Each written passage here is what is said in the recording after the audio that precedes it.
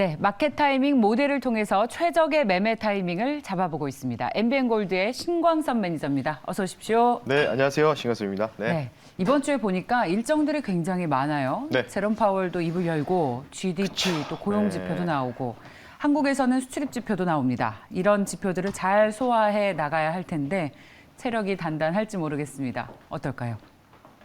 그러니까요. 네. 다 그러니까요. 얘기해 주시면 제가 뭔 얘기합니까? 뭐 제가 할 수 있는 말씀을 다 하셔가지고 여기다 해석을 이제 해주시면 예. 됩니다. 근데 뭐 결론은 벌써 말씀하셔가지고 좀 조금 뻘쭘하긴 한데 너무 또 해박하시다 보니까 우리 앵커님이 일단 뭐 화면 보면서 말씀드릴게요. 일단 뭐 주요 일정들은 결국은 이제 인플레이션. 근데 이제 긴축에 대한 부분들에 의해서 제가 계속 말씀드리지만은 긴축에 대한 압박, 뭐 긴축을 어떤 식으로 이제 진행하는 부분들은 시장의 전저점을 깰 수 있는 악재는 아니다라고 다시 한번 또 말씀을 드리겠습니다. 그런 부분들. 그러니까 조정 정도만 나올 수 있는 부분이다. 그래서 아까 우리 앵커님도 파월 연준 의장 또 이분이 다시 또 등판을 하시죠. 12월 30일 날 가운데 수요일. 그러니까 수요일 날이 굉장히 많은 이벤트, 주요 이벤트가 있다라고 보시면 좋을 것 같고 최근에 이제 뭐 땡스기빙 데이도 마찬가지지만은 최근 수요일부터 금요일 날은 이제 한 반장 정도 열렸죠. 한 3시간 정도 열렸는데 미국장이 어떤 그 상승 패턴이냐면 약간 이제 고가권에서 뭔가 상승이 제한된 이런 모습들. 그러니까 막 뭔가 뉴스 플로우가 나오면 툭 빠졌다가 다시 또 꾸역꾸역 올라가는 이런 모습들이 보이고 있거든요. 그러니까 뭔가 이제부터는 시장이 파월 연준 의장이 여기서 아무리 시장에 대해서 좋게 얘기하고 우리는 인플레 뭐 잡히고 있기 때문에 이제 뭐 금리를 뭐 속도 조절할 것을 얘기할 것이다. 이 얘기해도 많이 못 올라갑니다. 미국 시장 같은 경우에는. 우리나라 증시도 마찬가지겠고요.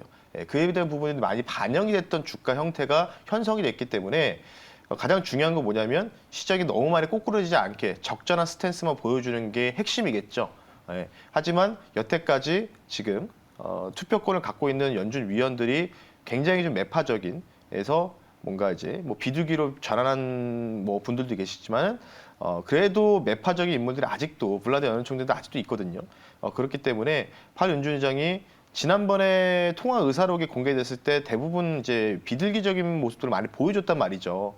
그러다 보니까 이날은 뭔가 또 시장이 뭔가 월요일, 화요일 날 치고 올라간다면 분명히 또 한마디 하면서 찬물을 끼얹을 가능성이 있다.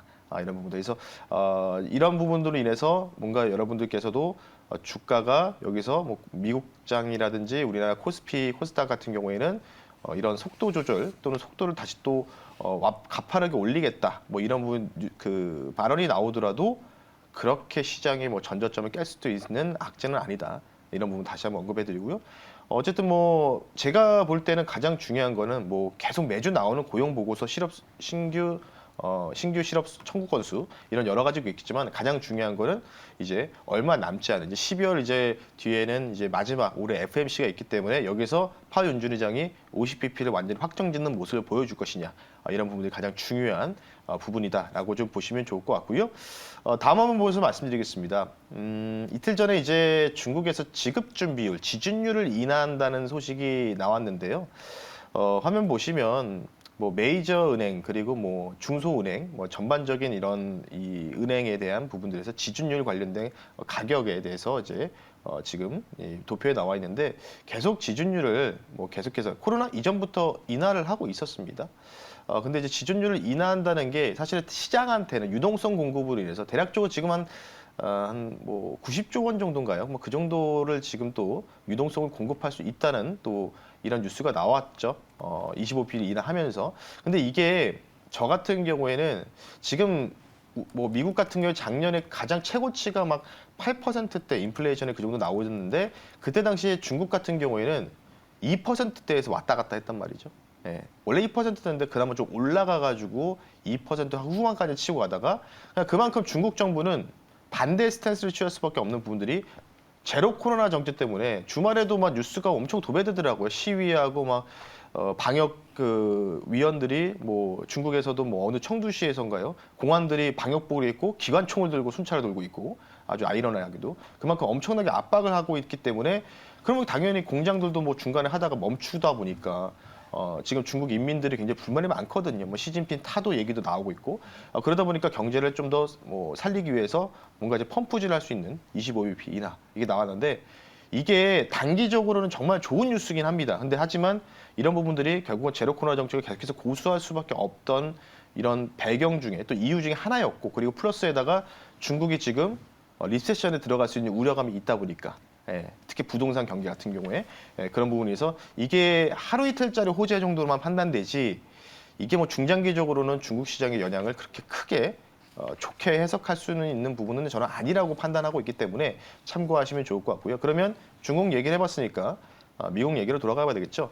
미국은 계속해서 S&P 500 기준으로 테크니컬적으로 좀 설명해 드릴게요. 기술적으로 좀 설명해 드리면 보시면 결국 트렌드 라인 상단, 이 추세 라인 상단인데 지난번에 7월에서 8월까지 S&P 500 기준은 16에서 10% 정도가 상승이 나왔고요.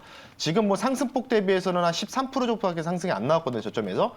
근데 거의 다 도달한 모습이 보이고 있을 겁니다. 지금 S&P 500이 4,000 초반대에서 왔다 갔다 하고 있습니다. 공방을 벌이고 있는데 과연 4,100 라인. 그래서 제가 2주 전부터 옵션 만기 기준으로 4,100 정도까지는 보인다라고 말씀드렸는데 거의 다 오고 있죠. 하지만 계속해서 말씀드리지만 제가 이제 자문을 받고 그리고 보고 있는 모델 중에서 지난번에는 제가 단기 모델을 보여드렸어요. 단기 모델을 보여드렸는데 오늘은 중장기 모델을 좀 보여드리겠습니다. 다음 한번 보겠습니다. 자, 미국장 기준으로 중장기 모델을 좀 보니까 뭐 간단합니다. 이거는 간단한데 이제 모멘텀 스코링 시스템이라고 해가지고 S&P 500과 그리고 여기에서 비례해서 그 대항을 해가지고 그 CPC, 그러니까 풋콜 레이쇼 비율과 50의 이동평균선, 200의 이동평균선을 조합해서 만든 게 스코링 시스템인데 빨간색으로 지금 1.0포인트 위로 넘어갈 때마다는 올라오면 팔아라 의견입니다. 올라오면 팔아라. 중간에 약간 조정 나왔다가 지금 살짝 좀 다시 올라가고 있거든요.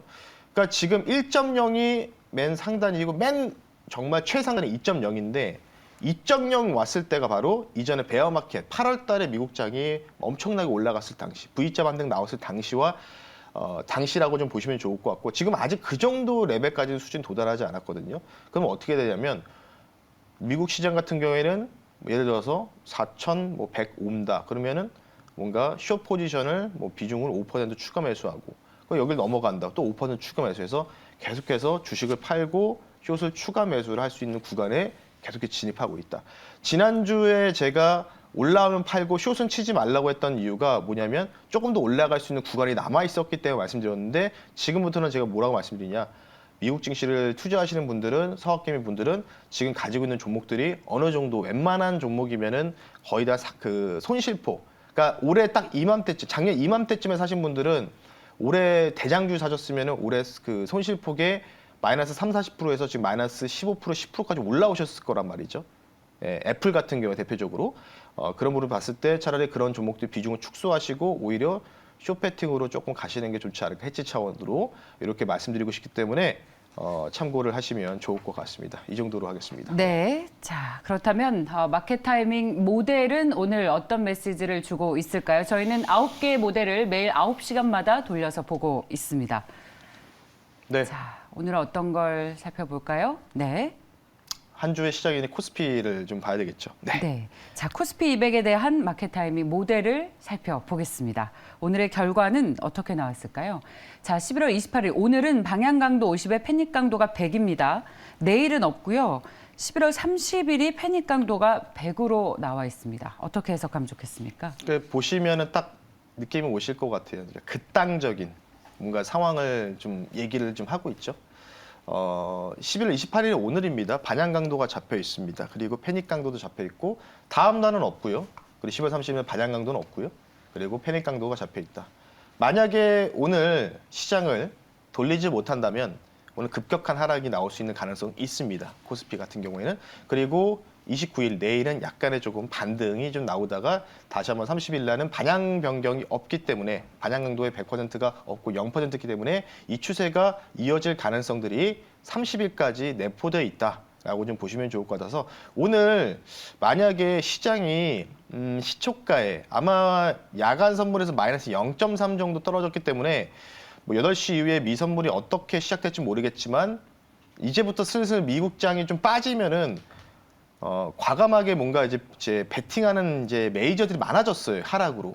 예전 같으면 꾸역꾸역 올렸지만 그래서 오늘 만약에 코스피가 뭐 기준으로 좀 기준값을 말씀드리면 2,410포인트 이하로 갑작스럽게 이탈이 나오면 급격한 하락 주의하셔야 된다. 이렇게 좀 말씀드리고 그 급격한 하락의 일단은 단기적인 마지노선은 11월 30일까지다라고 좀 말씀드리고 싶기 때문에 그럼 어떻게 되느냐? 만약에 모델 결과대로 보시면 하락이 나왔다가 반등이 내일 나오겠죠. 내일 나왔다가 30일 날 또 추가적인 하락이 또 나올 수 있다. 이런 부분도 좀 보시면 좋을 것 같기 때문에 보시면 좋을 것 같고요. 다만 보면서 뭐 마무리 좀 하겠습니다. 오늘 글로 안 주면 차트로 보여드릴 텐데 만약에 이번 하락이 본격화되면은 코스피 200 기준으로 말씀을 드릴 수밖에 없을 것 같아요. 지금 대략적으로 315, 316포인트에서 왔다 갔다 하고 있는데 지금 이날 고점을 찍고 나서 지금 약간의 하락 나오고 반등 좀 나오고 있죠. 만약에 오늘 2,410포인트가 뭔가 무너지는 모습이 나온다. 이게 굉장히 중요한 지지 라인인데 이 라인이 좀 급격하게 이탈 나온 모습 나오면은 30일까지 또는 12월 1일까지는 이 트렌드 라인, 이 추세 상단의 하단 라인이죠. 동그란 표시된 점 보실 건데 이 라인이 대략적으로 코스피 200 기준 300포인트 정도 되거든요. 300포인트. 그래서 300포인트까지는 조정을 염두에 두자. 근데 중요한 건 뭐냐면 이전에 제가 2달 전에는 저점을 깰 수 있을 겁니다. 베어마켓 랠리 당시 하락 나올 때 저점을 깰 수 있을 것이고 2200까지 염두에 둔다고 말씀드렸죠. 하지만 지금은 아직은 적당한 조정. 그러니까 3000포인트 정도면은 그래도 2300 정도는 지지해 주거든요. 2300 정도. 그러니까 지금 구간에서 100포인트 정도 조정이 나오는 거기 때문에 이때를 뭔가 좋은 기회로 삼으시는 게 저는 가장 좋지 않을까 싶고요. 그리고 CPI 발표 나고 나서 이틀 뒤부터 제가 현금에 대한 중요성들을 계속 많이 피력해 드렸기 때문에 마켓 타이밍을 계속 잘 시청하셨던 분들은 이번에 뭔가 조정이 나오더라도 크게 뭔가 계좌에서 손실이라든지 이런 거 발생하지 않으실 거다라고 좀 자신 있게 말씀드리면서 오늘 마켓 타이밍 변론을 차트를 통해서 조정 시 코스피 200 기준 300포인트까지는 좀 열어두자. 사더라도 여기서 사는 게 좋다라고 말씀을 드리면서 마무리하겠습니다. 네. 그러면 그 가지고 있는 현금을 이제 쓸 때가 됐다라는 말씀이신가요? 이제 슬슬 매수해도 괜찮겠습니까? 그러니까 28일 날 오늘 이제 2,410포인트가 지지를 좀 받는다면은 조금 제가 말씀드린 뷰가 좀 바뀔 수가 있을 겁니다. 하지만 2,410포인트가 과감하게 좀 이렇게 쉽게 얘기해서 좀 장대 응봉으로 뭔가 무너지는 개파락으로 무너지는 모습 보이면 코스피 200 기준 300포인트 정도니까 한 2,300 초반 될 것 같아요.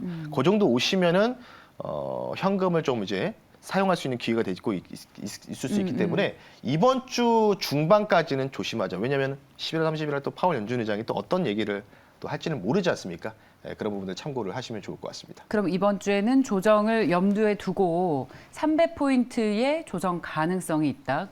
그럴 시에는 가지고 있던 현금을 가지고 주식을 사는 것이 좋겠다라는 의견으로 정리해도 될까요? 그렇죠. 그러니까 아까도 보니까 이제 뭐 시간의 특징 중에서도 뉴프렉스 얘기도 나오고 뭐 여러 가지 많이 나오잖아요. 메타버스 얘기 나오는데 종목 차트에 대해서 기술적으로 이제 뭐 RSI 지표라든지 스토캐스트로나 패스트 이런 지표도 보신 분들 아시겠지만 뭐 다 과열권이에요. 진짜 다 초과열권 들어가는 상황에서 이중 다이버전스가 나온 상황이기 때문에 지금 그런 종목도 좋은 종목이거든요. 그런 종목들을 빠질 때 사는 기회가 되지 않을까 이렇게 생각하고 있습니다. 네, 자, 잘 들었습니다.